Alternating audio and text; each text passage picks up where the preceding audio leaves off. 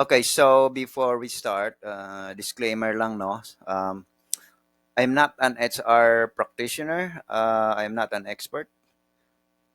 This is based on experience, but I was the one who's hiring before dahil nagkameron kami ng team dito sa Pilipinas at ako ang naging team lead. And also, when I was working for 7 years as manufacturing supervisor, ako rin yung namimili ng tao na para ilalagay doon sa department namin. So, but still, I'm not an HR expert. Ang paggagawa ng cover letter ay may kanya-kanyang style. This is purely based on my own experience at nakita ko na effective siya, so gusto kong i-share. Magandang hapon mga ka-VA. So, dito sa video na to, aking i-discuss kung paano gumawa ng isang cover letter na madaling mapansin at mabuksan ang ating application.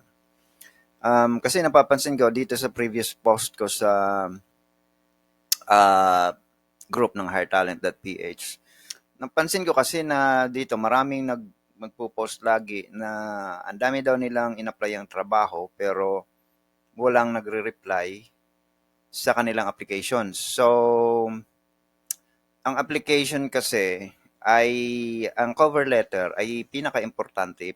Yan ang magde-decide kung ang ating application ay magpo-proceed sa next step o titigil dyan, no? Pagka ang ating cover letter ay halatang hindi naka-personalize dun sa trabahong ina-applyan natin, ibabaliwala ng client kasi iisipin nila na hindi natin sineseryoso. Karamihan kasi sa atin, lalo na dito sa online jobs. By the way, itong kabuuan ng ating discussion ay nakafocus dito sa onlinejobs.ph, no? Dito kasi sa online jobs, meron tayong 10 credits a day, no? So, limited. Pag hindi tayo marunong gumamit nito, ilimitado rin yung ating ma-apply ang trabaho at pag hindi natin inayos yung ating cover letter, masasayang lang yung credits natin at yung ating application. So, sa hindi nakakaalam, ano ba yung ibig sabihin ng credits? So, makikita nyo yan dito. As of now, meron akong 41 apply points left. So, pag hindi nyo ginagamit, ang maximum nito is 60. No? Kasi 10 a day. Pero magti-10 a day lang yan kung araw-araw naglalagin kayo. Pag hindi kayo naglagin, ang alam ko, hindi yan magdadaglag. Minsan may mga job post dito na nire-require nila, naka-specify na sasabihin dyan na at least 10 apply points. So, ilalagay mo kung ilang points dito. So, ako actually, depende kung pag gustong-gusto ko talaga yung trabaho, tinataasan ko para mapansin ka agad, no? So, yun. So, gagawa tayo ng, gumawa ako ng template, naka-pattern dito sa particular job na to, no? Although ito ay hindi tayo mag-a-apply per se, dahil siyempre hindi naman ako naghahanap na ng trabaho, lalo na real estate VA. Ako naman ay SEO at WordPress developer. So, example lang natin to kasi marami yung naghahanap ng pagiging real estate virtual assistant, no? So, ito ay bagong job, no? November 15 kahapon lang. At ito, kung gusto niyo applyan ito, may form dito, no, na bubuksan nyo para makapag-apply doon sa trabaho. So, ibig sabihin, itong particular job na to ay hindi kailangan ng cover letter. But, gagawin natin siyang example, no? So, ito, kung gusto nyo applyan, ito yon. Ngayon, so, of course, unang-una, basahin muna natin, no?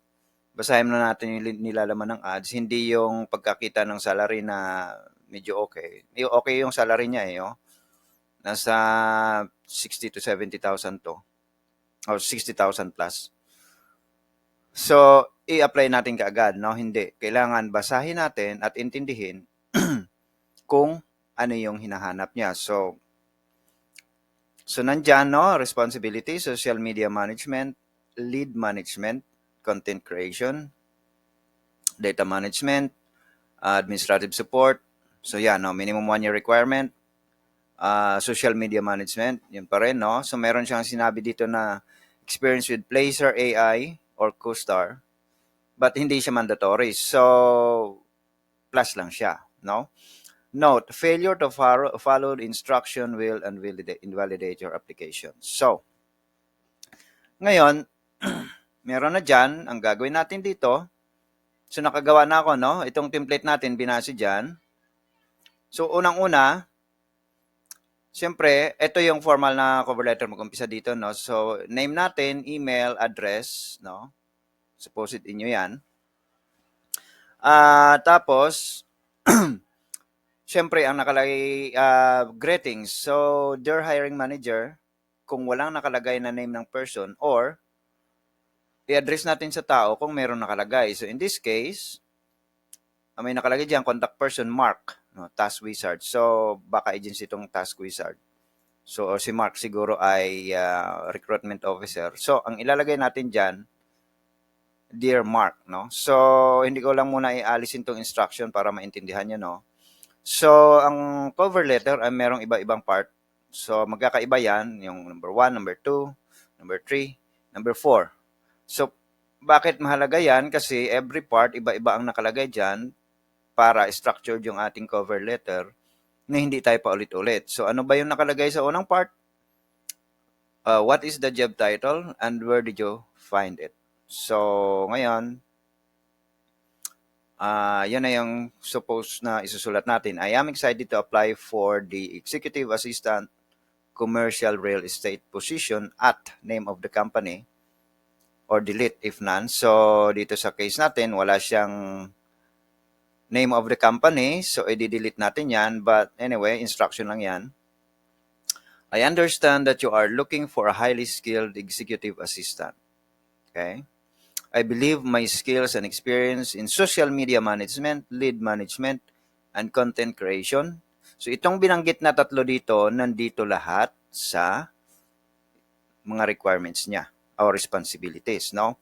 Nagpapatunay na nabasa natin yung ad dahil akma yung sinulat natin dyan, no?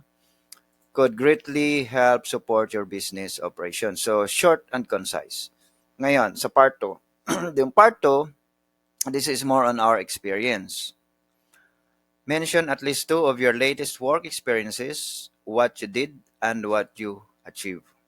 Ito, pwede ninyong kopyahin na lang to or pwede kayong maggumawa ng inyo tapos kopyahin na lang sa susunod na pag-apply ninyo. Papakita ko sa inyo mamaya, no? So, syempre, personal experience nyo, at least 2 previous experience. Kung isa lang yung experience nyo, pang second job nyo to, okay lang yon, no? Basta nakalagay dyan, okay? As an executive assistant at your previous company, I manage the company's social media accounts, so related pa rin, including Facebook, Instagram, X, and LinkedIn. I am responsible for designing regular posts and ads, okay? So, yun yung responsibility mo. In 2 months, I increased the company's Facebook page following from 1,800 to 2,600 without spending a dime on paid advertising. So, ito na yung isa sa mga achievements mo, no? Dinisplay mo na dyan. Okay. Before that, I was the personal assistant to an LA-based real estate agent, Mr. Culver Brand. So, ito yung second dun sa last 2 experiences mo, no? I was tasked with managing his daily schedule and appointments and making sure his emails and phone inquiries were responded to on time. So, yun yung responsibilities mo. And then, lastly, yung achievement mo, Mr. Culver increased his daily viewings from 3 to 5 by following my organized schedule and appointments. Okay? Ito, personal experience mo yan, pwedeng hindi mo baguhin. Basta yung mga nababanggit na duties and responsibilities related dito sa hinihingi ng client. Ngayon, part 3, what are your motivations and goals? Okay? So, same pa rin, personal experience pa rin. Helping my employer increase sales is my top priority and my biggest motivation. Okay? I enjoy designing creative social media posts that attract potential customers. Medyo dinitalye mo lang uli. I love new challenges.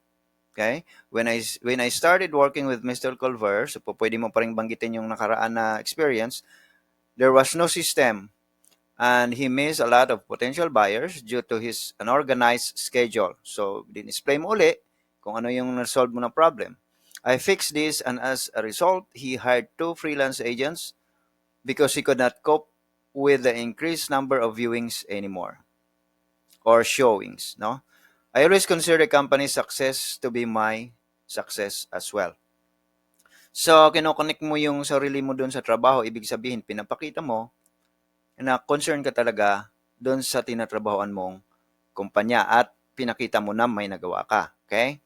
So, closing naman, so, ganun pa rin. Thank you for your time and consideration. I look forward to learning more about the executive assistant. So, ito, pwedeng paltang kasi based dun sa job no, na ina-applyan nyo. Growth is essential to my continued success and I'm excited for the chance to work with or for your company. For more information about me and my experiences, please refer to the following link for my resume and portfolio. So, link sa resume nyo, it's either Canva or Google Drive, and then portfolio as well. So, yun yung template natin. So, pwede itong bago-baguhin based dun sa personalized, based sa hinihingi ng client. Okay? So, ngayon, linisin natin.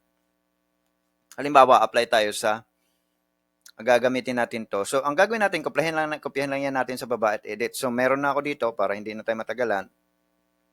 Ito yung job. No? Second job tayo. Halimbawa, ito na yung pinaka mismong isi-send natin. Nag-post tayo. No? So, anyway. So, ito na yung galing doon sa template natin. So, wala na yung mga instructions. So, basahin muna natin yung job. So, this is a different job, no? So, mapapansin lang ang sweldo. Pero, bago din lang, November 15, 2024. Real Estate Virtual Assistant, Full-Time Operations Specialist. So, basahin natin. Ito, malaking sweldo, no? Pag tatanggap kayo dito, medyo nasa 70, 80,000 to. Or around 90. Magkano ba 1.6? Okay, so 93, 94. Job interview, we are seeking a detail-oriented and experienced virtual assistant to support our real estate business operations full-time. Okay, so the ideal candidate should be a strong written English, so common, no? So, email correspondence care responsibilities include managing calendar, scheduling showings with agents, handling administrative tasks, and maintaining organized systems. Familiarity with CRM systems like follow-up. So, okay. Ngayon, nakakita kayo ng software na hindi kayo familiar pero binanggit yung CRM. Pagka experienced VA ka, alam mo na ibig sabihin ng CRM, no? Tag dito. Maraming klase ng CRM. So, ibig sabihin ng CRM is Customer Relationship Management System. So, familiar kayo sa ibang CRM kagaya ng HubSpot, Zapier, Zoho, at iba pa. At pag may nakita ka na iba, like follow-up boss, wag tayong matakot dahil parehas lang yan, no?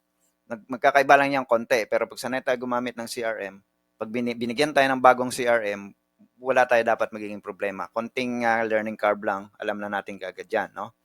So, not necessarily na alam mo yung follow-up boss, basta marunong ka gumamit ng CRM. Okay. So, ano yung responsibilities? Managing and organizing calendars, scheduling showings or viewings, handling administrative tasks. Okay? So, basic. Ang hinahanap talaga dito, experience creating documents. Okay. So, dito sa template natin, as real estate VA, nakafocus yan yung experience dito kanina sa social media, di ba? Social media and lead management and content creation. So, iba, no? Ngayon, ang gagawin natin, kopyahin natin itong buo, paste natin sa baba at i-edit natin. So, na-edit na dito. Basahin muna uli natin ng buo kasi may mga important points dyan. Additional notes. Applicants must be available to work full-time during Eastern Standard Time, business hours. So, 12 hours advance tayo dyan, Eastern Time, New York. This is a fully dedicated role and requires focus on reliability. To confirm you have read full job description, include the word Brooklyn in your application subject line, along with the number of years you have worked as virtual assistant. Okay? Application without this information will not be considered. Please also include a resume. Okay? So, anong gagawin natin? Subject line. Okay, Brooklyn, 6 years. Tapos, lagay natin dyan, I'm your next real estate VA. So, para medyo may dating, di ba? Kasi, pagka lahat nagbasa, ang ilalagay lang nila, Brooklyn, tapos years of experience, dugtungan natin para masyadong personalized. Okay? So, yan ang pangalan nyo, address, email address. Ang nakalagay dyan sa baba, hiring manager. So, walang tao. Dear hiring manager. Okay? I am excited to apply for the real estate virtual assistant full-time operations specialist position I found on online jobs. Okay? So, walang company. Kung mapapansin nyo kanina, so wala siyang binanggit na company. So, wala tayong binanggit na company. I understand that you are looking for a highly skilled virtual assistant. My skills and experience in calendar management, scheduling, and handling administrative tasks could greatly help support your business operations. So, binago natin, no? Binago natin yung template. Nilagay natin, calendar management, scheduling, and handling administrative tasks kasi yun yung nakalagay dyan sa kanya, no? Managing, organizing, scheduling, administrative tasks. Okay? Ngayon, ito, same pa rin. Konti na lang babaguhin natin. Ang binago lang natin, so wala nga, no? So, lagay pa rin natin yung name of company natin. Pwede itong palitan ng virtual assistant, pero mas specific yung executive assistant kasi general yung virtual assistant, no? Same pa rin doon sa template natin, hindi na natin binago yan kasi dito lang pala, no? Dito binago natin, no? Nilist natin yung social media. Basahin nyo na lang dyan yung original. So, para umakma doon sa hinihingi. As an executive assistant at name of the company, I manage the company's master calendar and handle all the scheduling and appointments. I also ensure that emails and calls are responded to on time. Before that, so dito na uli, I was the personal assistant to an LA-based real estate agent, Mr. Culver Brand. I was tasked with managing his daily schedule and appointments and making sure his emails and phone inquiries were responded to on time. By following my organized schedule and appointments, Mr. Culver increased his daily showings. Palitan natin. Sa Amerika kasi showing eh. Sa UK, viewing. Daily showings from 3 to 5. Okay, so yun na. Meron ka ng konting achievement yan. So, yun pa rin. Hindi na natin binago to from template. Okay? So, dito sa baba, ang executive assistant, originally sa template, pinalitan natin ng virtual assistant. So, yun pa rin. Nandyan yung resume na hinihingi niya. At the same time, may portfolio tayo na in-add. So, ang gagawin natin, since kunyari, apply tayo, no? So, kopyahin natin yung subject. Apply for this job. Lagay dyan, nandyan yung hiningi niyang Brooklyn, tapos number of experience. So, attention to detail lang tayo, no? Kopyahin natin to. Huwag i-directang doon i-type kasi hindi natin ma-check ang spelling, no? So, titingnan natin yung spacing kasi itong online jobs, masyadong matipid sa space, no? Ang laki-laki ng page, tapos ang liit-liit ng field nila. So, medyo attention to detail tayo. Ngayon, kung gustong-gusto nyo talagang trabaho, sabi ko nga, ito, malaki sweldo, no? Kung gustong-gusto nyo talagang pansin yung application nyo, lagyan nyo dito ng 10, no? Kung hindi kayo nagtitipid, masyado kayong selective, halimbawa, araw-araw, nag-a-apply lang kayo, isa, dalawa, kahit lagyan nyo din ng 15 kung gusto nyo, kung hindi kayo nagtitipid. Pero, wag yung mag-a-apply kayo ng sangkatutak, tapos lagyan nyo ng 5 or 1, nako, walang mangyayari. Tapos yung cover letter nyo, copy-paste. So, hindi naman related dun sa ina-applyan, no? Masyadong generic, masyadong general. So, yun lang. Tapos, send email. Of course, hindi ko pwedeng i-send dahil hindi naman ako naghahanap, no? So, yun yon. Ngayon, merong mga ibang job ads dito na nanghihingi ng video introduction. So, walang masama doon. Ngayon, syempre, lalo na sa mga hindi sanay at medyo mahiyain, so, meron tayong mapagkuhanan ng mga samples. No, ito, nandito sa baba ng file. Itong trycoconut.com, ito ay VA agency na based sa US. Mga Pinoy din yata itong mga VA nila. Ang lalaki ng hinihing sweldo, 16, 26, 16. So, huwag nating pansinin yung mga sweldo nila, kanila yun eh. So, ang atin lang na mapakinabangan dito is, pwede nating panoorin yung mga video introductions nila. So, para makakuha tayo ng technique kung paano ginagawa, no? So, yan, yung may mga intro video sila. So, marami kayong ma-compare dito kung paano nila i-introduce yung sarili nila. Okay. So, yan, no? Nandyan yung link sa baba.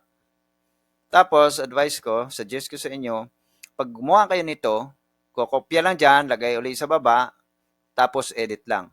Bakit kailangan na sa Google Docs? Kasi kailangan gumamit tayo ng Grammarly para may typing assistant tayo at mga simpleng spelling at saka grammar mai-correct agad, no? So, free lang naman yan. Mas needed dyan pagka VA tayo, it's either writer tayo o hindi. Kailangan. At isa pa, suggest ko sa inyo, ito, may post ako rito, although kahit yan anonymous participant, ako nag-post niyan kasi nga from this November 1 to up to 15, tama yung gaya ng sinabi ko rito, 36 applications yung sinend ko. Na-interview ako ng 13 times, no? And I was offered job for 7 times, pero tinanggihan ko yung 5 dahil hindi kaya ng schedule ko at ayaw ko magtrabaho nung night shift. So, sa ngayon, 2 yung full-time job ko para yung flexible time. So, pero sabi ko dito sa dulo, tuloy pa rin ako sa pag-apply para mahasa ng mahasa yung interview skills natin. Huwag kayong mahiya at matakot. Para sa inyo yan. Kahit na may trabaho na kayo, kahit once a day, magpasa kayo ng application. Malay nyo, may makita kayong mas maganda. O hindi ko naman sinasabi na basta-basta nyo alisan yung ginagawa nyo. The more na in-interview tayo, the more na madadagdagan yung experience natin, the more na hindi tayo takot mawala ng trabaho. Kasi nga, tumataas yung self-confidence natin. Okay? So, pag may mga tanong, leave comment lang dyan sa ilalim ng video. At pwede niyong kopyahin to, yung template na to. At pag-aralan nyo, no? So, itong sa taas ang pinaka-importante, no? So, may mga instructions dyan kung bakit kailangang tawag dito, ihati-hatiin natin sa part-part kasi bawat part iba-ibang nakalagay dyan. Kasi pag walang guide, kung ano lang maalala natin, isusulat natin, hindi ganun. Baka maya-maya, paulit-ulit na yung sinasabi natin, hindi pala natin alam. Kailangan naka-structure ng ayos. Okay? Please subscribe pag hindi pa nakasubscribe dahil marami pa tayong video na kasunod. Medyo na delayed lang ng konti dahil sobrang busy nitong mga nagdaang linggo mula nung bumagyo. So, maraming salamat sa panonood. Ang link sa file doon sa Google Docs ay nandyan sa ibaba sa video description. So, kung sa tingin nyo ay makakatulong sa inyo, kumuha lang ng kopya. No? So, pwedeng kopyahin yan. At doon sa mga hindi pa nakasubscribe, kung gusto nyo pa ng mga ganitong klaseng content in the future, paki-subscribe na lang po. Maraming salamat.